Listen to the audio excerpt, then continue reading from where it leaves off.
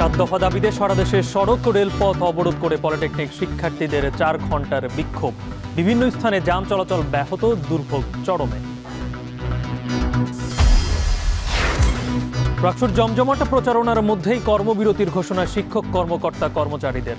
ছাত্রদলের দাবির মুখে একদিন বাড়ল চাকসুর মনোনয়ন বিতরণ ও জমা দেওয়ার সুযোগ। এবং চট্টগ্রামে গ্যাস সিলিন্ডারের গোডাউনে বিস্ফোরণ, দগ্ধ 10 শ্রমিকের অবস্থা আশঙ্কাজনক।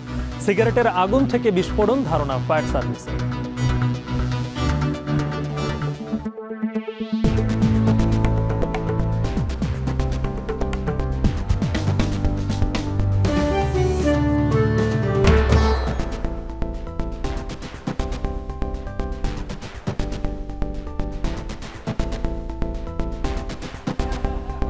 স্বাগত। এখন জনপদে, সঙ্গে আছে আমি গালিব ইবনে রিয়াজ। দেশের বিভিন্ন জেলায় সড়ক অবরোধ করে বিক্ষোভ মিছিল ও অবস্থান কর্মসূচি পালন করেছে পলিটেকনিক ইনস্টিটিউটের শিক্ষার্থীরা। এতে বন্ধ হয়ে যায় ঢাকা ময়মনসিংহ, ঢাকা টাঙ্গাইল যমুনা সেতু মহাসড়কের যান চলাচল। সড়কে তৈরি হয় ভোগান্তি। রেলপথ অবরোধ করা হয় দিনাজপুরে। সহকর্মীদের তথ্য ছবিতে আরো জানাচ্ছেন শাইমা রহমান শাম্মী।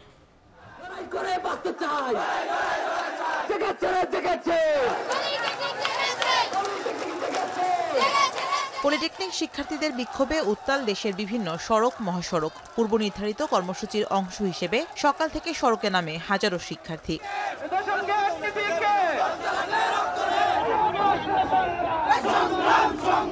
বেলা 11টার পর থেকে গাজীপুরের বিভিন্ন সড়কে জড়ো হতে থাকেন পলিটেকনিকের শিক্ষার্থী ও ডিপ্লোমা প্রকৌশলীরা। পরে চান্দনা চৌরাস্তা এলাকায় অবস্থান নিয়ে ঢাকা ময়মনসিংহ মহাসড়ক অবরোধ করেন তারা। 7 দফা দাবি বাস্তবায়ন ও বিএসসি প্রকৌশলীদের 3 দফা দাবির প্রতিবাদ জানিয়ে স্লোগান দেন বিক্ষুব্ধরা।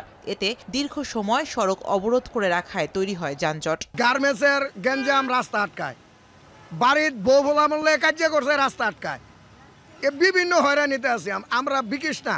দুদিন পর পর এবং আন্দোলন করে আমাদের যাতায়াতের অনেক সমস্যা হইতেছে।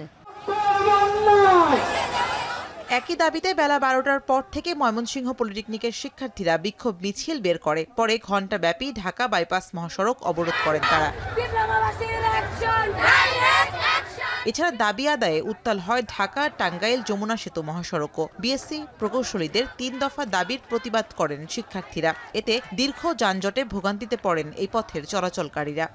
সরকার ঘোষিত যে ওয়ার্ক কমিটি 14 সদস্য, সেই কমিটি আমরা বর্জন ঘোষণা করে এবং তাদের অযৌক্তিক 3 দফার প্রতিবাদেই আজকে আমাদের এই বিক্ষোভ এবং অবস্থান কর্মসূচি। বুয়েটের যে শিক্ষার্থীরা, ওনারা আমাদের সাথে বিগত দিন ধরে আমাদের যে 10ম গ্রেড, এই 10ম গ্রেড নিয়ে তারা ঝামেলা করতেছে। এই 10ম গ্রেড হচ্ছে আমাদের দাবি। তাদের আরেকটা দাবি হচ্ছে আমরা নামের শেষ ইঞ্জিনিয়ার লিখতে পারবো না। এখন আমাদের সার্টিফিকেটে আছে ডিপ্লোমা ইন ইঞ্জিনিয়ার, তাহলে আমরা কেন লিখতে পারবো না?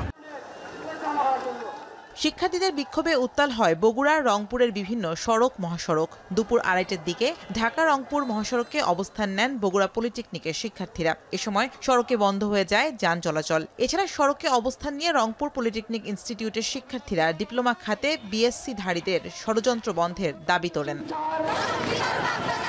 বিএসসিরা যে 3 দফার অযৌক্তিক দাবি করেছিল তা সম্পূর্ণ অযৌক্তিক। তারা নবম গ্রেডে মেধার যোগ্যতা খাটাতে পারে না, তারা আসে নিচের পোস্টে। আরে ভাই, আপনারা মেধার জোট খাটাতে চান, আপনারা নিচে নামতে আপনারা কি দারোয়ান পোস্ট, আপনারা পিয়ন পোস্ট, এইখানে মেধার জোট খাটাতে চাবেন?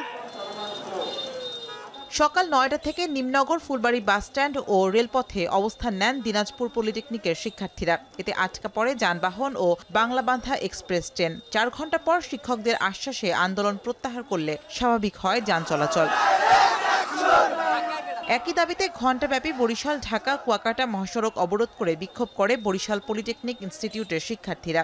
এর আগে মিছিল নিয়ে নগরের বিভিন্ন সড়ক প্রদক্ষিণ করে তারা। বিএসসি ইঞ্জিনিয়ারিং কর্তৃক যে 3 দফা দাবি, আমরা সেই 3 দফা দাবিকে সম্পূর্ণ বানোয়াট এবং অযৌক্তিক বলে আখ্যা দিচ্ছি। আমাদের 10ম গ্রেড ডিপ্লোমা ইঞ্জিনিয়ার এবং ডিপ্লোমা ইঞ্জিনিয়ার থাকবে, সেটা অন্য কেউ এটা ভাগ বসাতে পারবে না। এছাড়া কুষ্টিয়া, ফেনী, পাবনা, যশোর সহ দেশের বিভিন্ন জায়গায় বিক্ষোভ মিছিল করেছেন পলিটেকনিক ইনস্টিটিউটের শিক্ষার্থীরা। শামীমা রহমান শাম্মী, এখন। মনোনয়ন ফর্ম জমা দেওয়ার সময় শেষ হওয়ার ঘণ্টাখানেক আগে ছাত্রদলের দাবির মুখে চাকসু নির্বাচনে মনোনয়ন বিতরণ ও জমা দানের সময় বাড়ল নির্বাচন কমিশন। নতুন সময় অনুযায়ী আজও বিতরণ করা হয় মনোনয়ন ফর্ম, আর জমা দেওয়ার শেষ সময় নির্ধারণ হয় বৃহস্পতিবার বিকেল 5টা পর্যন্ত। ফলে নির্বাচনে প্রার্থীর সংখ্যা আরও বাড়তে পারে। আরও জানাচ্ছেন শোয়েব রহমান। চাকসু নির্বাচনে মনোনয়ন সংগ্রহের শেষ দিন ছিল মঙ্গলবার, অথচ জমা দেওয়ার শেষ দিনেই ছাত্রদলের দাবি সময় বাড়াতে হবে। সকাল 11টার দিকে মনোনয়ন বিতরণ ও জমাদানের সময় বৃদ্ধির লিখিত দাবি নিয়ে নির্বাচন কমিশনে আসেন শাখা ছাত্রদলের সাধারণ সম্পাদক। প্রধান নির্বাচন কমিশনারের সাথে চলে সময় বাড়ানোর যৌক্তিকতা নিয়ে যুক্তিতর্ক উপস্থাপন। ছাত্রদল নেতা বলেন, গেল মাসের শেষ 2 দিন স্থানীয়দের সাথে সংঘর্ষে বহু শিক্ষার্থী আহত হয়ে চিকিৎসাধীন। কেউ কেউ গ্রামে চলে গেছেন যারা নির্বাচন করতে আগ্রহী। তাদের কথা বিবেচনায় সময় বাড়ানোর দাবি করেন তারা।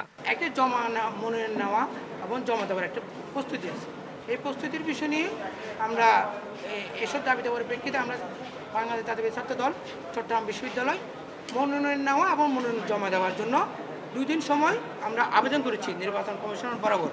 প্রথমে এ দাবি নাকচ করে দেয় কমিশন, তবে বেলা 11:15টার দিকে জরুরি বৈঠকে বসে কমিশন। বৈঠক শেষে সময় বাড়ানোর সিদ্ধান্তের কথা জানান তারা। বৃহস্পতিবার বিকেল 5টা পর্যন্ত মনোনয়ন জমা দেওয়ার শেষ সময় নির্ধারিত হয়। শিক্ষার্থীদের মধ্য থেকে একটা আবেদন করা হয়েছে, সেই আবেদনগুলোকে আমরা বিবেচনা করে আজকের দিন বিকেল 5টা পর্যন্ত আমরা মনোনয়নপত্র বিতরণের সময় বর্ধিত করলাম এবং আগামী দিন বিকেল 5টা পর্যন্ত আমরা মনোনয়নপত্র জমা দেওয়ার আজকে যে শেষ দিন ছিল সেটি বৃদ্ধি করলাম। এর আগে দিনভর বহু শিক্ষার্থী মনোনয়ন জমা দেন। এ সময় পুরো প্রক্রিয়া নিয়ে কেউ কেউ অসন্তোষ প্রকাশ করেন। তবে প্রায় 3 যুগ পর নির্বাচন হতে যাওয়ায় অভিযোগের চেয়ে উচ্ছ্বাসটাই বেশি দেখা গেছে।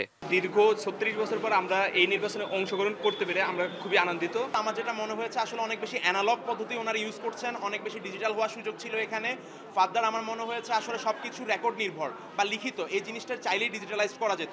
কিছু প্যানেল বা কোনো দল কোনো মানে ব্যক্তিবর্গকে সুবিধা দিতে গিয়ে প্রশাসন ব্লাড টেস্ট না করে ইউরিন টেস্ট করছে। অনেক বন্ধুরা দাঁড়াইছে, পরিচিতরা, তো ওদেরকে যদি যোগ্য মনে হয় আমি অবশ্যই বন্ধুদের পক্ষ থেকে ওদের পাশে দাঁড়াবো, ওদেরকে সাহায্য করার চেষ্টা করব।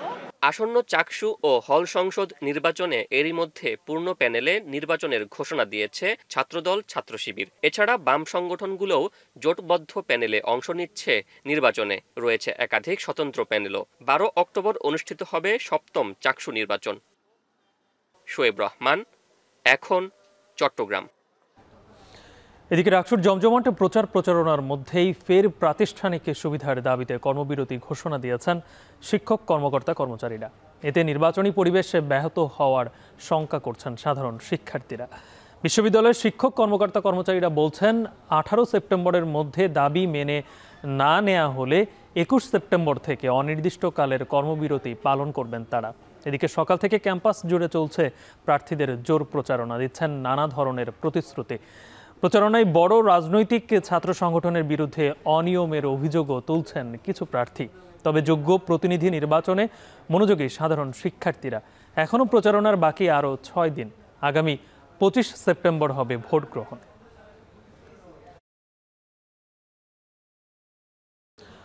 চট্টগ্রাম সাতকানিয়ার একটি মার্কেটের গোডাউনে গ্যাস সিলিন্ডার বিস্ফোরণে 10 শ্রমিক গুরুতর দগ্ধ হয়েছেন।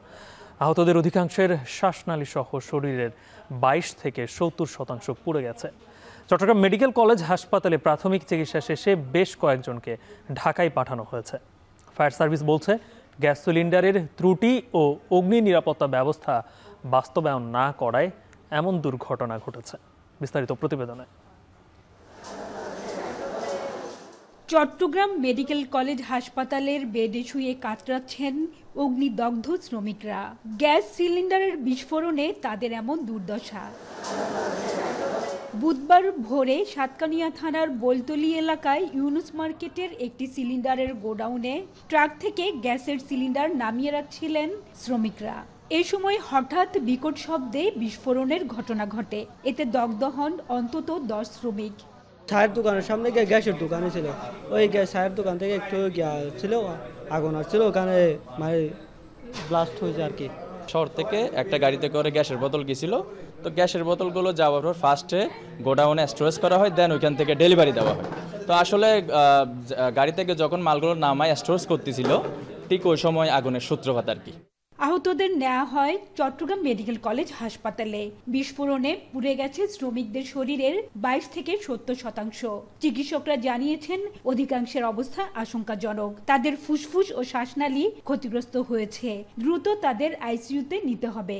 এখানে আইসিইউ বেডের সংকট থাকায় উন্নত চিকিৎসার জন্য বেশ কয়েকজনকে ঢাকায় বার্ন ইউনিটে পাঠাতে হবে।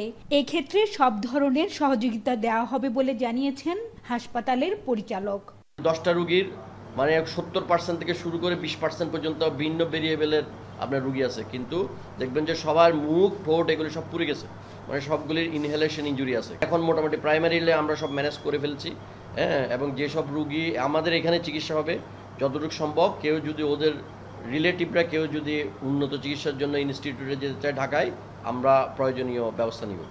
স্থানীয়দের ধারণা সিলিন্ডার নামানোর সময় সিগারেটের আগুন থেকে এই বিস্ফোরণ ঘটতে পারে। তবে ফায়ার সার্ভিস বলছে গ্যাস সিলিন্ডারের ত্রুটি এবং অগ্নি নিরাপত্তা ব্যবস্থা বাস্তবায়ন না করায় এমন দুর্ঘটনা।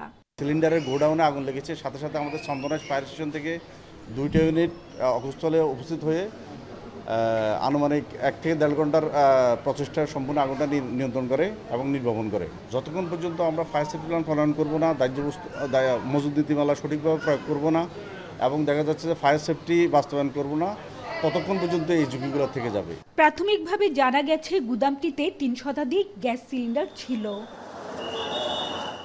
হাজিরা শিউলি, এখন চট্টগ্রাম। রাঙামাটির সাজেক যাওয়ার পথে পর্যটকবাহী গাড়ি খাদে পড়ে খুলনা বিশ্ববিদ্যালয়ের এক শিক্ষার্থী নিহত হয়েছেন। এই ঘটনায় আহত হয়েছেন আরও 12 জন। খবর পেয়ে হতাহতদের উদ্ধার করে খাগড়াছড়ি জেনারেল হাসপাতালে পাঠান স্থানীয় সেনাবাহিনী ও পুলিশের সদস্যরা। দুপুর 1:30টার দিকে সাজেক হাউসপাড়া এলাকায় এই দুর্ঘটনা ঘটে। হতাহত সবাই খুলনা বিশ্ববিদ্যালয়ের শিক্ষার্থী বলে জানায় পুলিশ। প্রত্যক্ষদর্শীরা জানান সাজেক ভ্যালির খাড়াই পথে উঠতে গিয়ে নিয়ন্ত্রণ হারায় পর্যটকবাহী একটি জিপ গাড়ি।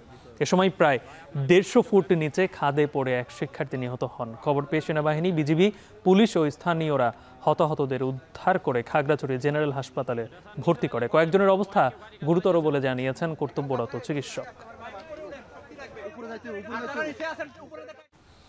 এদিকে হবিগঞ্জের নবীগঞ্জে যাত্রীবাহী বাস চাপায় মা ছেলের মৃত্যু হয়েছে। অন্যদিকে নোয়াখালীর সোনাইমুড়িতে বাস ট্রাক সংঘর্ষে চালক নিহত হয়েছেন। আহত হয়েছেন বাসের অন্তত 20 যাত্রী। বেলা 11:30টার দিকে হবিগঞ্জের নবীগঞ্জ উপজেলার দিনারপুর কলেজ এলাকায় সিলেটগামী বাসের চাপায় শামিমা আক্তার ও তার ছেলে তৌকির আহমেদ নিহত হন। পুলিশ জানায় অসুস্থ আত্মীয়কে দেখতে সৈয়দ আলী পরিবারসহ গ্রামে যাচ্ছিলেন। যাত্রাপথে সিএনজি থেকে নেমে মহাসড়ক পারাপারের সময় দুর্ঘটনা ঘটে। অন্যদিকে নোয়াখালীর সোনাইমুড়িতে বাস ও ট্রাকের সংঘর্ষে বাস চালক নিহত হন। আহত হন বাসের অন্তত 20 যাত্রী। হতাহতদের উদ্ধার করে সোনাইমুড়ি উপজেলা স্বাস্থ্য কমপ্লেক্স সহ বিভিন্ন হাসপাতালে ভর্তি করা হয়।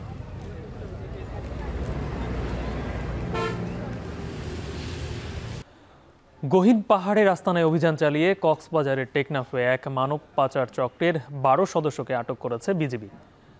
এ সময় মালয়েশিয়া প্রবাসী একজনের বাড়ি থেকে উদ্ধার করা হয় এক নারী সহ 10 রোহিঙ্গাকে। বিজিবি জানায় মালয়েশিয়া যাওয়ার আশায় পাচারকারী চক্রের কবলে পড়াদের একটি অংশকে মিয়ানমারে নিয়ে গিয়ে আটকে রাখা হয়। সেখান থেকে বাছাই করা কয়েকজনকে নেওয়া হয় মালয়েশিয়ায়।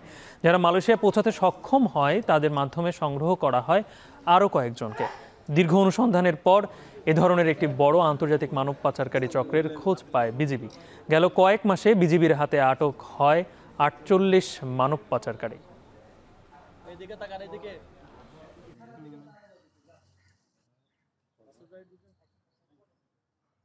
ভাই তো মগা শিল মেলিছে মগই হতে মল দরিয়রে বুড়া ময়লক শিল ইবালে কন্ট্রোল দরিয়রে মানে গাড়িলে কন্ট্রোল করে দিয়ে গাড়িলে কন্ট্রোল করে দিয়ে গাড়ি তুললে আনারে গাড়ি আনি বাদ আনারে উত্তর হুয়াক গায়ে গড় কান্দা হাজি গড়ি হানমর গলি ওরে গন্ডার দন হবই আর গায়ের দড়ি ফেলাই।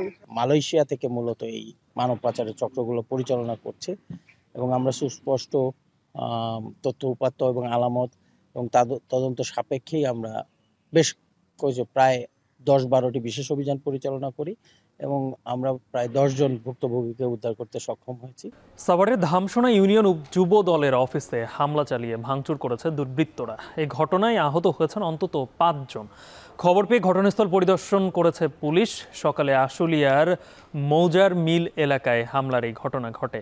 ঢাকা জেলা যুবদলের সাবেক যুগ্ম সাধারণ সম্পাদক জাহাঙ্গীর আলম মণ্ডল জানান, স্থানীয় তাহের, মোশাররফ সহ প্রায় 20 থেকে 25 জনের একদল সন্ত্রাসী রড, রামদা ও হকিস্টিক সহ বিভিন্ন দেশীয় অস্ত্র নিয়ে হামলা করে। এ সময় ভেঙে দেওয়া হয় অফিসের আসবাবপত্র। আহত হন অন্তত 5 জন। তাদের উদ্ধার করে ধামরাই উপজেলা স্বাস্থ্য কমপ্লেক্স সহ বিভিন্ন হাসপাতালে ভর্তি করা হয়। এই ঘটনায় জড়িতদের বিরুদ্ধে আইনগত ব্যবস্থা নেওয়ার কথা জানিয়েছে পুলিশ। 20 থেকে 25 জন দেশীয় অস্ত্র নিয়ে সেন, ছোট দাও, চাকু, জিআই পাপ, হকি স্টিক, রড, বিভিন্ন অস্ত্র নিয়ে অতর্কিত। আমি অফিসের সামনে মাত্র আসছি, চারিদিক থেকে আবার ঘিরা ধরছে, ঘিরাই ধীরাই আক্রমণ। শেষ করছে এখন জনপদের আয়োজন। এখন টেলিভিশন ওয়েবসাইটে দেখতে ভিজিট করুন এখন.tv, ফেসবুকে চোখ রাখুন facebook.com/tv.এখন, আর ইউটিউবে লাইভ দেখতে ভিজিট করুন youtube.com/c/এখন TV।